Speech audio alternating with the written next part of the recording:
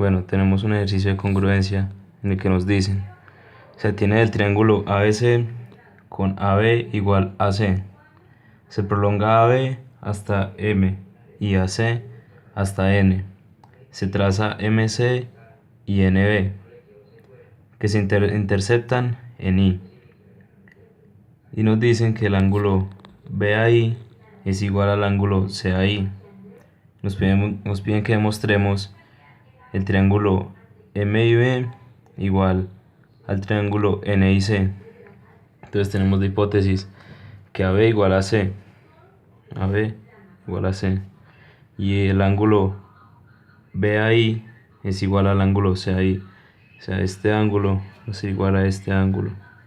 Nos piden que demostremos que el triángulo MIB es igual al ángulo NCI. Entonces empezamos con las hipótesis. Tenemos que AB igual a C. Tenemos que el ángulo BAI es igual al CAI.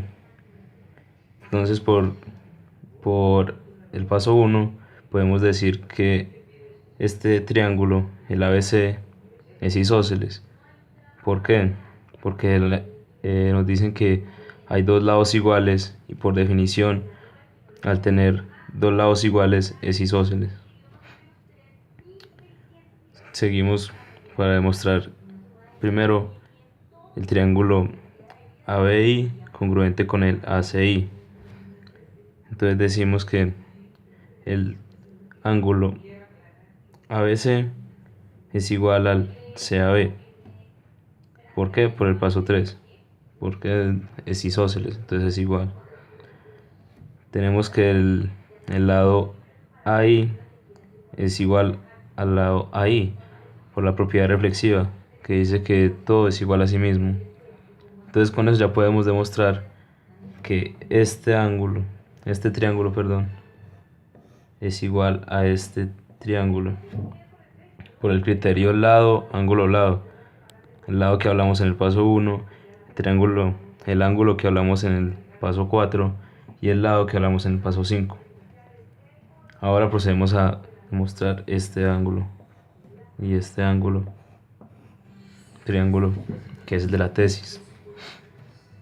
Entonces tenemos, por consecuencia de que el triángulo BAI sea congruente con el CAI, que el BI es igual al CI.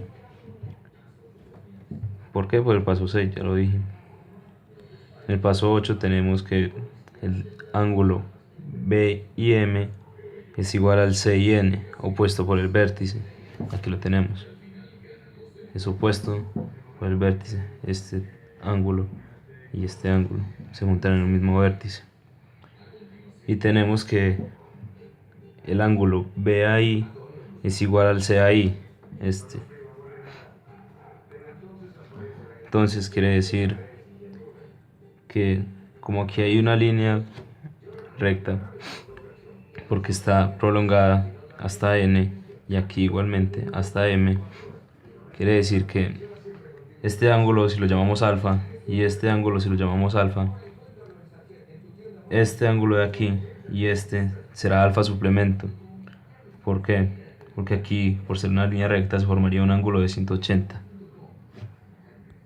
Entonces, como es de 180, en total, este ángulo es igual a este, y este ángulo va a ser igual a este por ser suplementario. Entonces tenemos que el triángulo MIB es congruente con el triángulo NIC, que es lo que nos pide en la tesis, por el criterio ángulo, lado, ángulo, que es el 9, en el paso 9 hablamos del ángulo, en el 7 hablamos del lado y en el 8 hablamos del ángulo.